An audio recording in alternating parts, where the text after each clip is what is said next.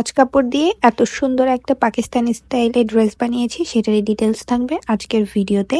এটার একটা part 1 video আমি অলরেডি আপলোড করেছি, সেটা যদি আপনারা না দেখে থাকেন অবশ্যই দেখে আসবেন, লিঙ্কটা আমি কমেন্ট সেকশনে দিয়ে দিব। ড্রেসটা বানানোর জন্য আমি এখানে একটা মাসুরি সিল্ক গজ কাপড় নিয়েছি, যেটা আমি বনানী সুপার মার্কেট থেকে পারচেস করেছিলাম।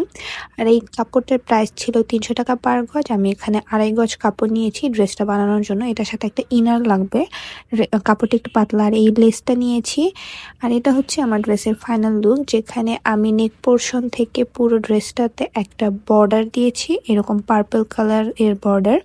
তো এটা আমি আমার টেলারকে বলে দিয়েছিলাম, উনি কাপড়টা ম্যাচ করে দিয়ে দিয়েছে। আর এটা হচ্ছে আমার ড্রেসের স্লিভসের পোর্শনটা, যেখানে আমি এই সুন্দর লেসটা ইউজ করেছি। আর আমি স্লিভসটা কিন্তু বেশ লুজ রেখেছি পাকিস্তানি স্টাইলে। আর ড্রেসের লোয়ার পোর্শনটাও দেখিয়ে দিচ্ছি, যেখানে আমি হচ্ছে এরকম লেস ইউজ করেছি আর সাথে কিন্তু ইনারটা অ্যাটাচ করে দিয়েছি। এটা হচ্ছে ফুল লুক ড্রেসের। আর ড্রেসটার সাথে আমি এই ফ্লেয়ার প্যান্টটা ক্যারি করব, যেটা ফিউশন গার্লস থেকে। এই ড্রেসের সাথে এরকম ফ্লেয়ার প্যান্ট ভালো লাগে। তো এটা হচ্ছে আমার ফুল লুক। আর আমার এটার যে স্টিচিং কোয়ালিটি, এটা আমার অনেক পছন্দ হয়েছে, খুবই সুন্দর। আর মানে পুরাই পাকিস্তানি স্টাইলে হয়েছে, আমার কাছে ড্রেসটা খুবই ভালো লেগেছে। তো আর ড্রেসটা মেক করতে আমার খরচ পড়েছে 500 টাকা। তো আজকের ভিডিও এই পর্যন্তই। আল্লাহ হাফিজ।